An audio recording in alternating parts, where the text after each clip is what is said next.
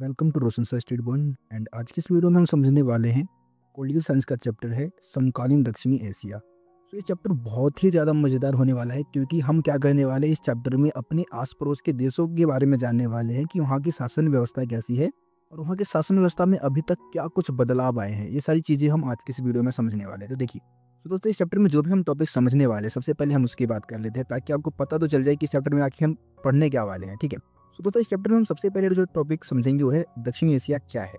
उसके बाद हम बात करेंगे पाकिस्तान में सेना और लोकतंत्र, यानी कि आपको पता होगा कि पाकिस्तान में कई बार सेना का शासन स्थापित हो जाता है और कई बार लोकतांत्रिक सरकार की स्थापना भी हो जाती है, लेकिन सेना के माध्यम से ही सरकार चलाई जाती है वहाँ की। इसके अलावा हम बांग्लादेश में लोकतंत्र की स्थापना कैसे हुई है, जिसमें हम बांग्लादेश की पूरी कहानी समझेंगे कि बांग्लादेश का निर्माण कैसे हुआ और वहाँ पर लोकतंत्र की स्थापना कैसे की गई थी। उसके बाद हम नेपाल में राजतंत्र और लोकतंत्र की बात करेंगे। आपको पता है कि नेपाल में राजतंत्र हुआ करता था, लेकिन अब लोकतांत्रिक शासन व्यवस्था वहाँ पे कायम हो चुका है, तो नेपाल की कहानी भी हम समझने वाले हैं। उसके बाद हम श्रीलंका में जाएंगे। श्रीलंका में जातीय संघर्ष है, वहाँ पे लोकतांत्रिक देश तो है लेकिन वहाँ पे जातीय संघर्ष है। वहाँ पे एक लिप्टे नामक जो संगठन है उसके बीच में और श्रीलंकाई सेना के बीच में काफ़ी समय तक संघर्ष चलता रहा है ना, तो उसके बारे में हम जानेंगे। उसके बाद हम भारत पाकिस्तान के बीच में जो संघर्ष के मुद्दे हैं उन मुद्दों को भी जानेंगे। और जो सातवां टॉपिक रहने वाला है उसमें हम भारत और उसके अन्य पड़ोसी देश जिसमें से हम भूटान, मालदीव वगैरह जो है उसकी हम बात करेंगे। और आखिर में शांति और सहयोग की हम बात करेंगे कि जो दक्षिण एशिया के देश है क्या आपस में लड़ते ही रहते हैं या फिर विकास के लिए आपस में एक दूसरे को सहयोग भी करते हैं। तो दोस्तों आज की इस वीडियो में हम ये सारे टॉपिक समझने वाले हैं। अगर आप वीडियो को एंड तक देख लेते हैं तो सभी टॉपिक आपको आसानी से समझ में आ जाएगा। वैसे इसमें से मैं 2-3 टॉपिक आज की इस वीडियो में कंप्लीट करा दूंगा। ठीक है, और वीडियो को ज़्यादा से ज़्यादा शेयर भी कर दे। चैनल को सब्सक्राइब नहीं किया है तो सब्सक्राइब भी कर लेना यार। तो दोस्तों क्या है दक्षिणी एशिया? अगर आप दक्षिणी एशिया को समझना चाहते हैं ना तो इस सुंदर से प्यारे से मैप को देख ले भाई। मैप में दक्षिणी एशिया के सभी देशों को शामिल किया गया है। तो दक्षिणी एशिया क्या है? एक तरीके से उन देशों का समूह है जो एशिया के दक्षिणी भाग में आते हैं। जैसे कि यहाँ पे आपको इंडिया दिख रहा है सबसे प्यारा, अपना भारत, एक देश तो ये हो गया। इधर हमारा पड़ोसी देश पाकिस्तान, होगा भी ऐसा है लेकिन कोई नहीं, पड़ोसी है। ठीक है, पाकिस्तान हो गया। अफगानिस्तान की बात करें, देखो शुरू में ना क्या था कि दक्षिणी एशिया में हम 7 देशों को शामिल करते थे, लेकिन 2007 की मैं बात करूँ तो 2007 में हमने क्या किया, अफगानिस्तान को भी दक्षिणी एशिया में शामिल कर लिया। ठीक है, तो 8 सदस्य देश है, ऐसे टोटल 8 सदस्य देश इसके हो चुके हैं। तो भारत, पाकिस्तान, ऊपर हमने अफगानिस्तान की बात कर ली। यहाँ आप देखेंगे नेपाल आपको दिख रहा है, नेपाल के साइड में आपको भूटान दिख रहा है ना। इधर नीचे बांग्लादेश, बांग्लादेश से हमारे संबंध शुरू से अच्छे हैं क्योंकि बांग्लादेश हमारे वजह से अस्तित्व में आया ना। हमने ही 1971 में पाकिस्तान को हरा दिया था, है ना, और उसके बाद बांग्लादेश की स्थापना करवा दी, तो हमारे बदौलत ही बांग्लादेश है इस दुनिया में। ठीक है ना। नीचे आप श्रीलंका को देख पाएंगे, तो श्रीलंका में आपको पता है कि भाई श्रीलंका भी 1948 में जब आज़ाद हुआ था उस समय से लोकतांत्रिक देश रहा है, लेकिन यहाँ पे जातीय संघर्ष हुआ था और जो तमिल लोग हैं और जो श्रीलंका के जो सैली लोग हैं उनके बीच में काफ़ी ज़्यादा संघर्ष हुआ था। और अभी अभी की हम बात करें प्रेजेंट टाइम की, तो यहाँ पे भाई बहुत ज़्यादा मतलब आर्थिक संकट आया हुआ है ना। उसकी जो इकोनॉमी है वो क्रैश हो चुकी है बिल्कुल पूरी तरीके से। नीचे हम मालदीव की बात करें तो मालदीव में सल्तनत का शासन हुआ करता था, मतलब सुल्तान हुआ करते थे, लेकिन यहाँ पे भी अब लोकतंत्र की स्थापना धीरे धीरे करने की कोशिश की जा रही है, लोकतंत्र को बढ़ावा दिया जा रहा है। ठीक है, तो ये कुल मिला के अगर आप देखेंगे तो ये कुल मिला के 8 देश है जिनको हम दक्षिणी एशिया में शामिल करते हैं। ठीक है ना। कोई भी अगर आपसे पूछे भाई दक्षिणी एशिया का मतलब क्या है, तो आप बोल देना 8 देशों का समूह है दक्षिणी एशिया, जो कि एशिया के दक्षिणी भाग में आते हैं। अब हम बात करेंगे पाकिस्तान के बारे में। ठीक है, पाकिस्तान में किस तरीके से लोकतांत्रिक सरकार की स्थापना हुई, कभी फिर सेना का तख्ता पलट हुआ, इस तरीके से जो चीज़ें सिस्टम चलती रही थी उसकी हम बात करने वाले हैं आगे। तो देखिए दोस्तों, पाकिस्तान में शुरू से ही क्या है, सैनिक शासन ज़्यादा मजबूत रहा है। अगर हम बात करें सबसे पहले जब पाकिस्तान का संविधान बना, तो संविधान बनने के साथ ही वहाँ पे क्या था कि जनरल अयूब खान ने क्या किया, सत्ता को अपने हाथों में ले लिया और जल्दी से अपना निर्वाचन भी करवा लिया उन्होंने। ठीक है, तो इससे क्या था कि भाई जनता जो था वो उनके खिलाफ हो गया और उनका जोरदार विरोध किया गया। इस कारण उन्होंने क्या किया, सत्ता को छोड़ दिया।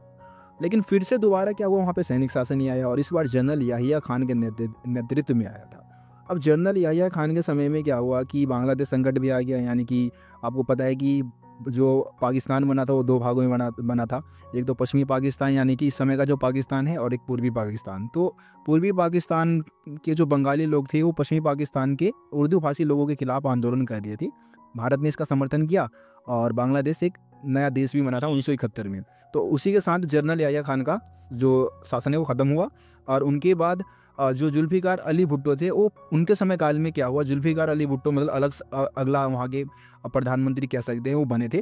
तो इनके समय काल में निर्वाचित सरकार, सबसे पहले निर्वाचित सरकार आई थी जिनको लोगों ने चुना था जिसको, ठीक है। और ये 1971 से लेके 1977 तक रहा। लेकिन 1977 में फिर से वहाँ पे क्या हुआ, जनरल ज़िया-उल हक ने क्या किया, सत्ता को अपने हाथों में ले लिया। तो फिर से सेना का शासन। अब इनका शासनकाल 1988 तक चला। 1988 में फिर बेनज़ीर भुट्टो के नेतृत्व में लोकतांत्रिक सरकार बनी। लेकिन फिर से 10-11 साल बाद ही क्या, परवेज़ मुशर्रफ ने क्या किया, नवाज़ शरीफ को हटाकर फिर 1999 में फिर से सैनिक शासन को वापस ले आए।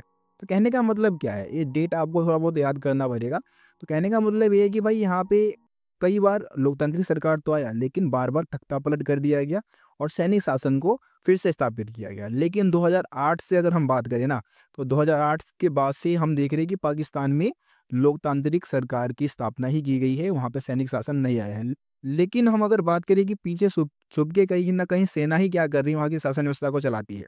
आपको पता होगा कि पाकिस्तान का कोई भी प्राइम मिनिस्टर अभी तक 4 साल से ज़्यादा वहाँ पे काम नहीं कर पाया, 4 साल से ज़्यादा नहीं टिक पाया। तो कहीं न कहीं इसके पीछे सेना ही हो सकता है, सेना का ही हाथ हो सकता है, ठीक।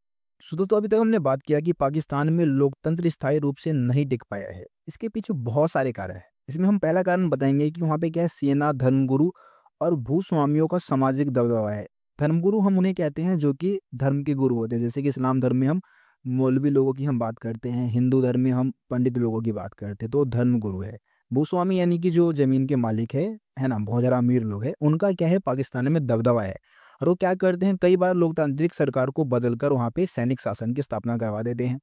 दूसरा पॉइंट बताएँगे कि भई पाकिस्तान का क्या है, भारत के साथ तनातनी रहती है, दुश्मनी है ना? और बहुत सारे लोग ये मानते हैं कि पाकिस्तान की राजनीतिक जो पार्टियाँ हैं उनमें खोट है और वो राजनीतिक पार्टियाँ अपने स्वार्थ के लिए काम करती है और अगर वो सत्ता में आएँगी ना, तो इससे क्या होगा कि पाकिस्तान की जो एक तरीके से सुरक्षा है वो खतरे में पड़ जाएगी। तो इस कारण भी वो कहीं न कहीं लोकतंत्र को सपोर्ट नहीं करते हैं, सैनिक शासन को सपोर्ट करते हैं। इसके अलावा हम बात करें कि भाई पाकिस्तान में लोकतंत्र की स्थापना हो, इसके लिए वहाँ पे कोई अंतर्राष्ट्रीय समर्थन नहीं मिल पाया, यानी कि यूएनओ या फिर कोई दूसरे संगठन ने क्या किया, यहाँ पे लोकतंत्र की स्थापना के लिए कोई विशेष भूमिका नहीं निभाई। इसके अलावा अमेरिका और पश्चिमी देशों की हम बात करें तो वो भी क्या करते हैं, पाकिस्तान में सैनिक शासन को बढ़ावा देते हैं। क्योंकि इन देशों को आतंकवाद से डर है, जिसको इस्लामी आतंकवाद कहते हैं, है ना? पाकिस्तान में पता है आपको आतंकवाद कितना ज़्यादा है और इन देशों को ऐसा लगता है कि अगर पाकिस्तान में लोकतंत्र की स्थापना हो गई ना, तो पाकिस्तान का जो परमाणु हथियार है, वो आतंकवादियों के हाथों में आ जाएगा और ये पूरी दुनिया के लिए क्या हो सकता है, खतरनाक सिद्ध हो सकता है। तो इस कारण भी अमेरिका और पश्चिमी देश क्या चाहते हैं, पाकिस्तान में सैनिक शासन को चाहते हैं, सैनिक शासन को बढ़ावा देते हैं, ठीक है। तो ये सारे पॉइंट्स आप बताएंगे पाकिस्तान में लोकतंत्र का स्थायी ना होने के पीछे के कारण भी है। बहुत ही ज़्यादा इंपॉर्टेंट क्वेश्चन है ये, मतलब ये कह दो कि हर बार पेपर में पूछा जाता है क्वेश्चन, ठीक है। तो इस क्वेश्चन को आप लोग अच्छे से तैयार कर ले। सो दोस्तों बांग्लादेश में लोकतंत्र की कहानी को समझने से पहले हम थोड़ा सा पाकिस्तान और बांग्लादेश का जो विभाजन हुआ था, मतलब पाकिस्तान से जो बांग्लादेश अलग होकर बना था, उसकी कहानी को हम थोड़ा समझ लेते हैं। आपको पता है कि किसी समय बांग्लादेश पाकिस्तान का ही पार्ट था। तो देखिए, जब भारत और पाकिस्तान का विभाजन हुआ था तो पाकिस्तान 2 भागों में बनाया गया था। क्योंकि आपको पता है कि ये जो विभाजन था वो धार्मिक बहुसंख्यक के आधार पे किया गया था। मतलब जिस इलाके में मुसलमान ज़्यादा थे उसको पाकिस्तान घोषित किया गया और जिन इलाकों में हिंदू ज़्यादा थे उसको हिंदुस्तान घोषित कर दिया गया था। तो आपको पता है कि जो उस समय हमारे देश में ज़्यादातर मुसलमान थे वो एक तो पंजाब के आसपास रहा करते थे और दूसरा बंगाल के आसपास रहा करते थे। यहाँ पे मुसलमानों की संख्या बहुत ज़्यादा थी। अब कोई ऐसा यंत्र तो था नहीं हमारे पास कि हम भाई दोनों इलाकों को मिला दें। तो इसलिए तय किया गया कि पाकिस्तान 2 भागों में बनेगा। एक तो होगा पश्चिमी पाकिस्तान, ठीक है, और एक पूर्वी पाकिस्तान। पश्चिमी पाकिस्तान जो बना था वो पंजाब वाले प्रांत को काट के बनाया गया था, उसको अलग करके बनाया गया था और यहाँ के जो लोग थे वो उर्दू भाषा बोलते थे। ये चीज़ समझिए आप। दूसरी तरफ हम चले बंगाल की तरफ, तो बंगाल का जो पूर्वी भाग था, मतलब पूर्वी पाकिस्तान जो बना था वो बंगाल को काट के बनाया गया था, ठीक है। और यहाँ के जो ज़्यादातर लोग थे वो बंगाली थे, मतलब बंगाली भाषा बोला करते थे। लेकिन अगर हम सरकार की बात करें तो सरकार में पश्चिमी पाकिस्तान का दबदबा ज़्यादा था और पश्चिमी पाकिस्तान ज़बरदस्ती पूर्वी पाकिस्तान के लोगों पर उर्दू भाषा थोपने की कोशिश कर रहे थे। ये बात पूर्वी पाकिस्तान के लोगों को पसंद नहीं आई और लगभग 1970 के आसपास ही क्या होता है, वहाँ पे विद्रोह हो जाता है। बहुत सारे लोग पश्चिमी पाकिस्तान के सरकार के खिलाफ हो जाते हैं और इनके इस विद्रोह का नेतृत्व जो किया वो शेख मुजीबुर रहमान ने किया और इन्होंने अवामी लीग की भी स्थापना की थी। और जब 1970 में क्या हुआ, पूर्वी पाकिस्तान में चुनाव हुआ, तो अवामी लीग भारी भरकम बहुमत के साथ जीत गई। लेकिन क्योंकि सरकार में किसका वर्चस्व ज़्यादा था? पश्चिमी पाकिस्तान का। और उस समय जनरल याहिया खान का शासन था और आपको पता है कि उस समय वहाँ पे सैनिक शासन कायम था पाकिस्तान में। तो उन्होंने क्या किया कि जो शेख मुजीबुर रहमान है उनको सरकार बनाने नहीं दिया और ज़बरदस्ती जबरन उनको जेल में पकड़ पकड़ के डाल दिया। इससे वहाँ पे बहुत ज़्यादा विद्रोह फैल गया और ज़्यादा तेज़ गति से विद्रोह फैला। औ और जनरल याहिया खान ने क्या किया, बहुत सारे निहत्थे लोगों को, बंगाली लोगों को मरवाना शुरू कर दिया, ठीक है? इस कारण क्या हुआ, बहुत सारे शरणार्थी भारत की तरफ भागने लग गए। बहुत सारे बंगाली लोग कहाँ भाग के आ गए? भारत। भारत के सामने शरणार्थी की समस्या आ गई। भाई लगभग 80 लाख शरणार्थी भारत में आ गए थे। तो इस स्थिति को देखते हुए भारत ने क्या किया, बंगाली लोगों को मदद देना स्टार्ट कर दिया। मतलब जो पूर्वी पाकिस्तान के लोग थे उनको हेल्प करना स्टार्ट कर दिया, सैन्य मदद दी और इस कारण इंडिया और पाकिस्तान का युद्ध हुआ। और इस युद्ध में 1971 में युद्ध हुआ था और इस युद्ध में भारत ने क्या किया, पाकिस्तान को बहुत ही बुरी तरीके से हरा दिया। और पाकिस्तान की हार के साथ ही, यानी कि पश्चिमी पाकिस्तान की हार के साथ ही क्या हुआ, पूर्वी पाकिस्तान को एक अलग देश बना दिया गया जिसका नाम क्या रखा गया? बांग्लादेश। ठीक है। अब 1971 में क्या हुआ, बांग्लादेश ने अपना संविधान बना लिया और अपने आप को एक लोकतांत्रिक, धर्मनिरपेक्ष और समाजवादी देश भी घोषित कर दिया। लेकिन देखिए, सत्ता में जाहिर सी बात है कि शेख मुजीबुर रहमान ही आएंगे और वो 1975 में क्या किया, संविधान में संशोधन करके सभी पार्टियों को ख़त्म कर दिया और जो उनकी अवामी लीग थी उसको सबसे आगे कर दिया। मतलब कि और दूसरी पार्टियों को कोई मान्यता उन्होंने नहीं दी थी। इस कारण भी क्या हुआ, शेख मुजीबुर रहमान का वहाँ पे जोरदार विरोध हुआ, वहाँ पे तनाव संघर्ष की स्थिति आ गई। लेकिन अगस्त 1975 में क्या हुआ, जो रहमान है, शेख मुजीबुर रहमान, वो सेना के हाथ मारे गए और वहाँ पे फिर सैनिक शासन आ गया। जियाउल रहमान के नेतृत्व में क्या हुआ, वहाँ पे सैनिक शासन की स्थापना हो गई। जियाउर रहमान के बाद भी एक और जनरल आते हैं जिन्होंने फिर से सैनिक शासन को ही वहाँ पे स्थापित किया, जिनका नाम था जनरल एच.एम. इरशाद। लेकिन क्या था कि बांग्लादेश के लोग लोकतंत्र को बहुत ही अच्छा मानते थे, लोकतंत्र को बहुत ज़्यादा सपोर्ट करते थे और वहाँ पे बहुत ही ज़्यादा मतलब आंदोलन हुए। और आंदोलन के साथ ही क्या हुआ, 1990 में क्या था कि जो जनरल एच.एम. इरशाद थे उनको सत्ता छोड़ना पड़ गया था। और 1990 से क्या है कि बांग्लादेश एक लोकतांत्रिक देश है और वहाँ पे उसके बाद कभी सैनिक शासन कायम नहीं हुआ है। सो दोस्तों, ये बांग्लादेश के निर्माण और वहाँ पर लोकतंत्र की स्थापना की पूरी कहानी थी, जो कि मैंने आप लोगों को समझा दिया है। मेरे हिसाब से किसी स्टूडेंट को इस टॉपिक में कोई दिक्कत नहीं। दोस्तों, अब हम बात करते हैं नेपाल में राजतंत्र और लोकतंत्र की। तो देखिए, नेपाल की अगर हम बात करें तो नेपाल शुरू से ही एक हिंदू राष्ट्र रहा है ना, हिंदू धर्म को मानने वाला देश रहा है। और लेकिन आधुनिक काल की अगर हम बात करें तो आधुनिक काल में यहाँ पे क्या हुआ, संवैधानिक राजतंत्र कायम हो गया। बाकी अगर हम एशिया के देशों की बात करें तो बहुत सारे देशों ने लोकतांत्रिक व्यवस्था को अपनाया, लेकिन यहाँ पे संवैधानिक राजतंत्र कायम रहा। अब ऐसा नहीं है कि भाई वहाँ के लोगों ने लोकतंत्र के लिए कुछ नहीं किया, बहुत ज़्यादा आवाज़ उठाया, लेकिन यार राजा बहुत ज़्यादा पावरफुल है। सेना के दम पे उसने क्या किया, सभी विद्रोहों को हमेशा दबा दिया कर। लेकिन 1990 में कुछ ज़्यादा ही खतरनाक विद्रोह हुआ और उस विद्रोह को देखते हुए नेपाल के राजा ने क्या किया, वहाँ पे लोकतांत्रिक संविधान बनाने की मांग को मान लिया। मतलब कि थोड़ा बहुत लोकतंत्र आ गया, लेकिन वहाँ पे राजा पावरफुल ही था, राजा ज़्यादा पावरफुल था, ज़्यादातर शक्तियाँ राजा के पास ही थी। अब इसी बीच में हम देखते हैं कि नेपाल में माओवादी बहुत ज़्यादा पावर में आ जाते हैं, ज़्यादा शक्ति में आ जाते हैं। मतलब वो एक तरीके से अपना प्रभाव जमाना शुरू कर देते हैं। माओ पता है ना कौन है? वो चाइना वाले जो माओ बाबा है, उसके विचारधाराओं को मानने वाले हैं, है ना? तो ये माओ ने क्या किया भाई, जो माओवादी थे उन्होंने क्या किया, जो नेपाल के जो राजा थे उनके साथ सशस्त्र विद्रोह का ऐलान कर दिया कि भाई अब हम क्या करेंगे, इनको राजाओं को मतलब हटाएंगे यहाँ से, हम राजाओं के साथ युद्ध करेंगे, युद्ध के माध्यम से इनको हटाएंगे। राजा ने क्या किया, राजा ने बोला अपने सैनिकों को कि भाई मारो इनको भी, ठीक है। तो दोनों के बीच में क्या हो गया, जो माओवादी जो लोग थे जिन्होंने सशस्त्र विद्रोह किया था और जो राजा की सेना है, उनके बीच में हुआ युद्ध। विशेषकर ये गुरिल्ला युद्ध करते हैं भाई, माओवादी जो है वो गुरिल्ला युद्ध में माहिर होते हैं, मतलब पहाड़ों में छुप छुप के युद्ध करते हैं। तो ये हो गया भाई हिंसा, बहुत ज़्यादा हिंसा हुआ, वहाँ पे लड़ाइयाँ छिड़ गई। लेकिन राजा का शासन जो था वो ज़्यादा समय तक नहीं चल पाया। फिर से 2006 की अगर हम बात करें तो वहाँ पे जोरदार प्रदर्शन हुआ, आम लोगों ने जो राजा है उसके खिलाफ जोरदार प्रदर्शन कर दिया और आखिरकार राजा को मजबूर होना पड़ा। इतना ज़्यादा खतरनाक विद्रोह हुआ था वहाँ पे आम लोगों का कि राजा मजबूर हो गया और उसने क्या किया, संसद को फिर से बहाल कर दिया और संविधान लिखने के लिए संविधान सभा की स्थापना भी उस समय की गई थी। तो संविधान लिखा गया और लगभग ऐसा कहा जाता है कि भाई 2008 के बाद से नेपाल में क्या है, लोकतंत्र ही है, लोकतांत्रिक शासन व्यवस्था है और वहाँ पे लोकतंत्र सही से चल रहा है। लेकिन बहुत सारे नेपाली जो राजनेता वगैरह होते हैं, बहुत सारे नेपाली लोग हैं, उनका भी ये कहना है कि भाई नेपाल के सरकार पे क्या है, भारत का प्रभुत्व देखने को मिलता है ना, भारत का वर्चस्व थोड़ा सा देखने को मिलता है। लेकिन फिर भी अगर हम बात करें तो वहाँ पे एक बढ़िया लोकतंत्र की सरकार की स्थापना वहाँ पे हो चुकी है। श्रीलंका में जातीय संघर्ष, देखिए दोस्तों, श्रीलंका 1948 में आज़ाद हुआ और आज़ादी के साथ अगर हम बात करें तो ये शुरू से ही लोकतांत्रिक देश रहा, लोकतांत्रिक प्रक्रिया को अपनाया। कभी भी यहाँ पे ना तो सेना का शासन कायम हुआ, न ही राजतंत्र कायम हुआ। अगर हम दूसरे देशों की बात करें जो कि दक्षिण एशिया के देश है, जैसे कि पाकिस्तान, हम नेपाल की बात करें, बांग्लादेश की बात करें, तो वहाँ पे ऐसी बहुत सारी समस्याएं थी। लेकिन श्रीलंका में ऐसी कोई समस्या नहीं थी, बिल्कुल हट के, इन सभी देशों से बिल्कुल हट के समस्या है। और हट के क्या समस्या भाई, वहाँ पे जातीय संघर्ष चला है, दो समुदायों के बीच में काफ़ी लंबे समय तक संघर्ष चला है। ठीक है, तो यहाँ पे हम दो समुदायों की बात कर लेते हैं। यहाँ एक तो सिन्हली समुदाय के लोग हैं जो कि बहुसंख्यक यहाँ पे बहुत ज़्यादा संख्या में है, और दूसरे है जो है वो अल्पसंख्यक है, वो है तमिल। अब तमिल में कुछ तो भाई श्रीलंकाई तमिल भी है और कुछ भारतीय तमिल है। भारतीय तमिल, जब ब्रिटिश राज था उस समय, ब्रिटिश राज के समय में क्या था कि भारतीय तमिलों को काम करवाने के लिए श्रीलंका ले जाया जाता था।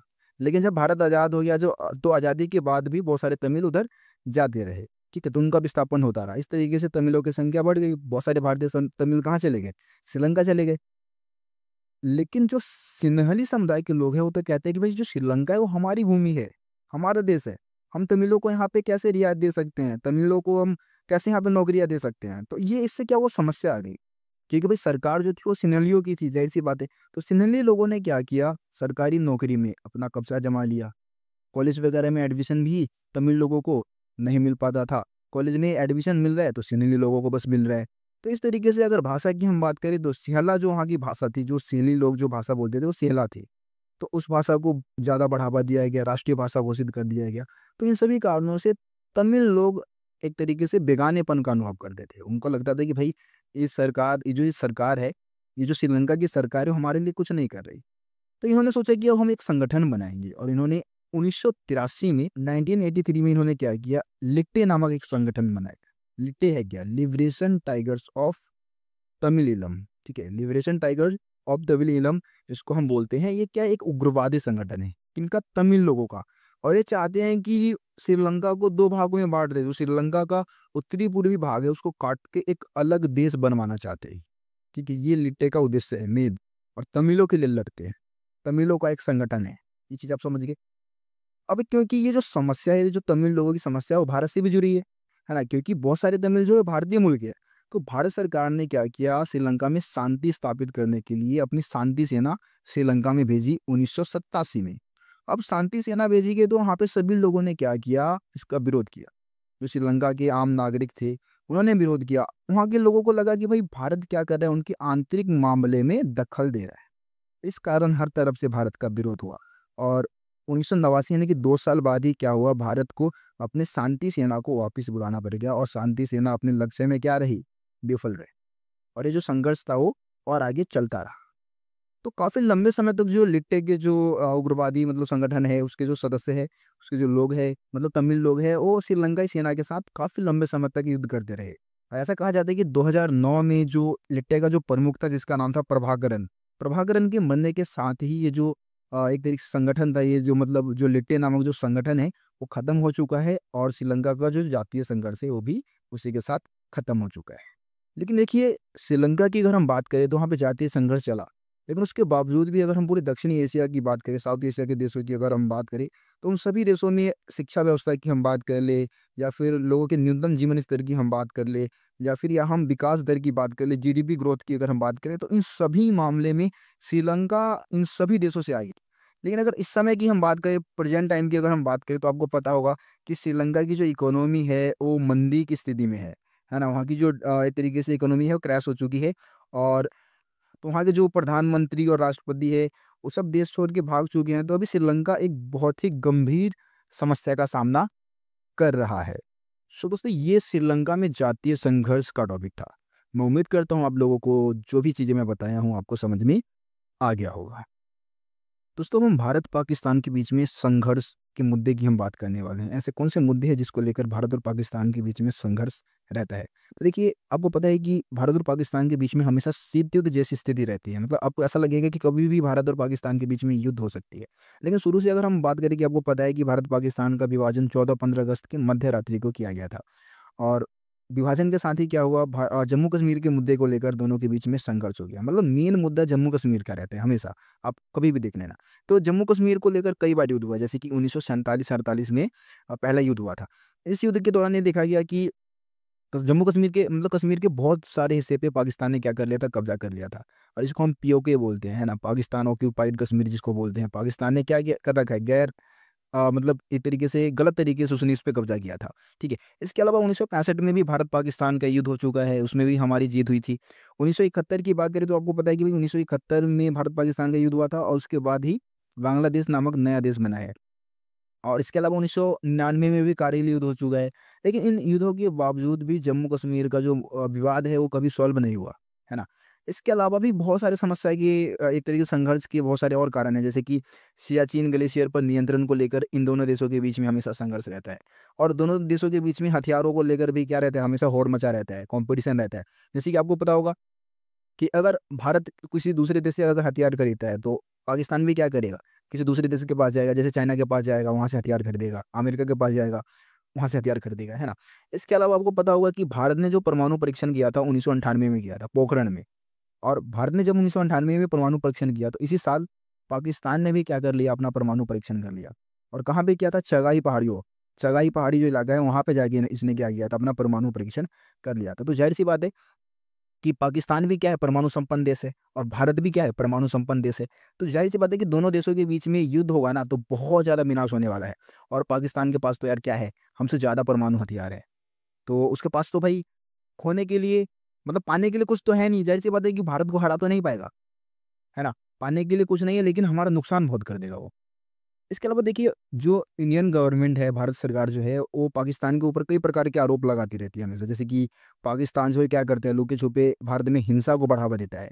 कश्मीर उग्रवादियों को बढ़ावा देता है, उनको हथियार एक तरीके से प्रोवाइड कराता है, उनको ट्रेनिंग देता है, उनको धन उपलब्ध कराता है, ताकि वो क्या करवा सके, भारत पर हमला करवा सके। है ना? ऐसा भारतीय सरकार का आरोप है पाकिस्तान के ऊपर। दूसरी तरफ जो भारत की सरकार वो कहती है कि जो पाकिस्तान की जो खुफिया एजेंसी है जिसका नाम है आईएसआई, इंटर सर्विस इंटेलिजेंसी, ठीक है? ये इसका फुल फॉर्म है। तो ये आईएसआई क्या है? पाकिस्तान का खुफिया एजेंसी है। अब इस पर आरोप क्या लगाती है भारतीय सरकार कि भई ये बांग्लादेश और नेपाल के गुप्त ठिकानों के मदद से क्या कर दिया है, मतलब बांग्लादेश और नेपाल में गुप्त ठिकाने बना रखे हैं। उसके मदद से जो भारत का पूर्वोत्तर भाग का जो राज्य है, उन सभी राज्यों में एक तरीके से क्या कर रही है, वो भारत विरोधी अभियान फैलाती है। भारत के खिलाफ लोगों को भड़काने का काम करती है। ठीक है? तो ये पॉइंट्स आप बता सकते हैं। इसके अलावा पाकिस्तान भी भारत के ऊपर आरोप लगाने लग रही है। पाकिस्तान क्या आरोप लगा रही है कि भारतीय सरकार और भारत की जो खुफिया एजेंसी है, वो सिंध जो प्रांत है पाकिस्तान का, सिंध प्रांत और इसके अलावा बलूचिस्तान जो प्रांत है, इन सभी इलाकों में क्या करती है, भारतीय सरकार हिंसा को बढ़ावा देती है। वहाँ पे लोगों को भड़काने का काम करती है। ये आरोप पाकिस्तान की सरकार भारत के ऊपर लगाती है। तो ये मुद्दे संघर्ष के प्रमुख मुद्दे हैं। दूसरी तरफ हम बात करें सिंधु नदी के जल को लेकर भी काफ़ी ज़्यादा मतलब विवाद होता है। क्योंकि ज़ाहिर-सी बात है कि सिंधु नदी भारत से होकर गुजरता है। तो हम क्या करते हैं, पानी रोक लेते हैं। पानी बंद कर देंगे तो ज़ाहिर-सी बात है कि पाकिस्तान सूखा रह जाएगा। है ना? लेकिन 1960 में क्या हुआ है, सिंधु जल संधि हुआ है। विश्व बैंक के नेतृत्व में विश्व बैंक ने क्या करवा दिया, भारत-पाकिस्तान के बीच में एक संधि करवा दी जिसके मदद से क्या है कि जो भारत है वो पाकिस्तान को भी जो सिंधु नदी का जो पानी है वो जाने देगा पाकिस्तान में भी उसको रोकेगा नहीं। वैसे अगर हम सिंधु जल संधि की बात करें तो भारत भी इसको फ़ॉलो करता है। युद्ध कितने भी हुए लेकिन हमने पानी कभी नहीं रोका है। ठीक है? तो ये आपका हो गया भारत-पाकिस्तान के बीच में जो संघर्ष के जो मुद्दे हैं वो टॉपिक। अगर आपको किसी टॉपिक में दिक्कत है कमेंट में बता सकते हो। आप मेरे से इंस्टाग्राम पे बात कर सकते हो, ठीक है? टेलीग्राम पे भी आप मेरे से जुड़ सकते हो। अगर आप टेलीग्राम को अभी तक सब्सक्राइब नहीं किया तो टेलीग्राम से भी आप जुड़ जाए, उसको भी सब्सक्राइब कर ले। इंस्टाग्राम पे भी मेरे को फॉलो कर सकते हैं, यूज़र नेम है रोशन शाह स्टडी पॉइंट के नाम से ही है। तो आप इंस्टाग्राम पे मेरे से बात कर सकते हैं, अपनी समस्याओं का समाधान पा सकते हैं। भारत और उसके अन्य पड़ोसी देश, ठीक है। तो इसमें हम भारत और उसके अन्य पड़ोसी देश में हम बांग्लादेश, नेपाल जैसे जो देश है, मालदीव जैसे देश है, श्रीलंका जैसे देश है, उन सभी देशों के साथ भारत के संबंध कैसे हैं, किस प्रकार के संबंध है, उसको हम समझने वाले हैं। पाकिस्तान के जो संबंध है वो हम पिछली वीडियो में समझ चुके हैं। तो चलिए आगे हम इस वीडियो को स्टार्ट करते हैं। दोस्तों, अगर आप एनसीईआरटी बुक में भारत और उसके अन्य पड़ोसी देश जो टॉपिक है उसको अगर आप देखेंगे तो वहाँ पे सबसे पहले भारत और बांग्लादेश संबंध को समझाया गया है। तो भारत और बांग्लादेश के साथ संबंध की अगर हम बात करें तो शुरू से संबंध तो अच्छे हैं। आपको पता है कि 1971 में भारत और पाकिस्तान का क्या हुआ था, युद्ध हुआ था, और उसी युद्ध के बाद जो ये बांग्लादेश है वो अस्तित्व में आया था। हमने पाकिस्तान को हराया, उसके बाद बांग्लादेश नामक नए देश की स्थापना में हमने हेल्प करवाई थी। तो बांग्लादेश हमारे वजह से अस्तित्व में है, संबंध भी बहुत अच्छे हैं, लेकिन कुछ मुद्दे को लेकर भारत और बांग्लादेश के बीच में तनातनी भी रहती है। सबसे पहले हम सकारात्मक संबंध की हम बात कर लेते हैं कि भाई भारत और बांग्लादेश के बीच में सकारात्मक संबंध के मुद्दे कौन कौन से। देखिए, कई मसलों पे दोनों देश क्या करते हैं, एक दूसरे को सपोर्ट करते हैं। जैसे कि हम यहाँ पे बात करें कि भाई पिछले 20 वर्ष से क्या है कि जो आर्थिक संबंध है वो काफ़ी बेहतर हो गया, मतलब व्यापार वगैरह जो है वो काफ़ी तेज़ी से बढ़ रहा है।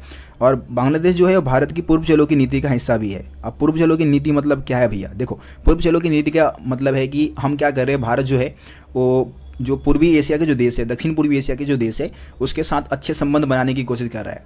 जैसे कि जापान है, इसके अलावा जापान को भी इसमें हम शामिल करते हैं। भारत की जो पूर्व चलो की जो नीति है उसका हिस्सा जापान भी है। और इसके अलावा दक्षिण पूर्वी एशिया के जो देश है, आपने आसियान के जितने भी देश है उसके बारे में पढ़ा होगा। तो उन सभी देशों के साथ हम क्या कर रहे हैं, पूर्व चलो की नीति के माध्यम से अच्छे संबंध बनाने की कोशिश कर रहे हैं। और बांग्लादेश को भी एक तरीके से इसमें शामिल किया गया है, उसका बांग्लादेश को भी इसका हिस्सा बनाया गया है। इसके अलावा आपदा प्रबंध और पर्यावरण जैसे बहुत सारे मसले हैं जिसको लेकर क्या कर रहे हैं, एक दूसरे को दोनों देश क्या करते हैं, सपोर्ट करते हैं। दूसरी तरफ अगर हम बात करें तो दोनों ही देश जो है वो क्या कर रहे हैं, साझे खतरे को समझ रहे हैं। साझा खतरा मतलब क्या है कि ऐसे खतरे जिसका प्रभाव दोनों देशों के ऊपर पड़ने वाला है। जैसे कि आतंकवाद की हम बात कर ले, है ना, हम जनसंख्या की बात कर लेते हैं कि दोनों देशों की जो जनसंख्या है वो बहुत तेज़ गति से बढ़ रही है। तो ये भी तो एक तरीके से खतरा ही है दोनों देशों के लिए, है ना। गरीबी की बात करें तो ये भी दोनों देशों के लिए क्या है, समस्या है। बहुत सारी ऐसी समस्या जो कि साझे समस्या है। तो दोनों देश चाहते हैं कि इस साझे खतरे को समझा जाए और उन समस्याओं का फिर समाधान किया जाए, ठीक है। तो इन दोनों देश क्या कर रहे हैं, इन चीज़ों को एक तरीके से सॉल्व करना चाहते हैं।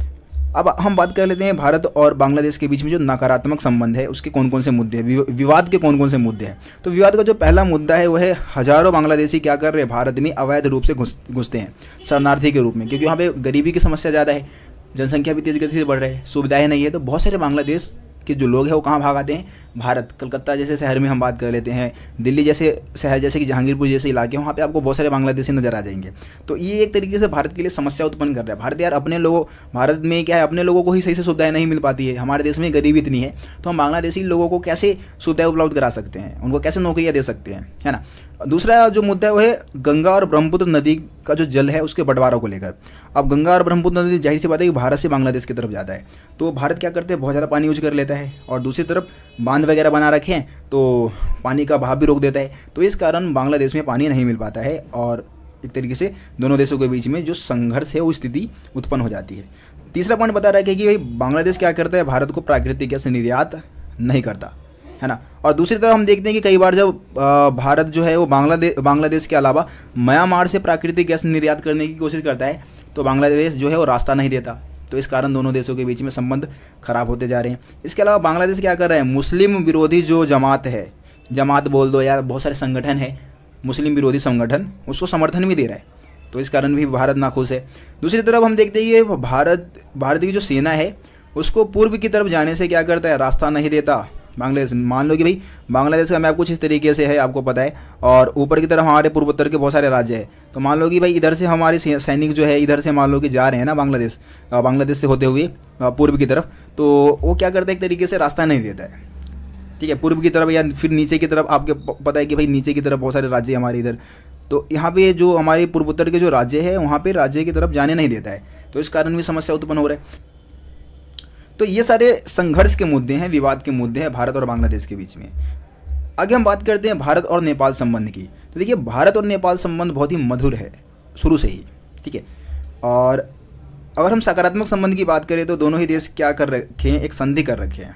एक संधि हो रखा है दोनों देशों के बीच में, जिसके माध्यम से बिना वीज़ा बिना पासपोर्ट के दोनों ही देश के जो लोग हैं वो एक दूसरे देश में आ सकते हैं, वहाँ पे काम कर सकते हैं, वहाँ पे रह सकते हैं, तो कोई समस्या नहीं है इसमें, है ना। इसके अलावा दोनों देश एक दूसरे को व्यापार में वैज्ञानिक सहयोग प्रदान करते हैं। प्राकृतिक संसाधनों की हम बात करें और बिजली उत्पादन की बात करें, जल प्रबंधन की हम बात करें, तो इन सभी मुद्दों पर क्या कर रहे हैं, एक दूसरे को दोनों ही देश सहयोग कर रहे हैं।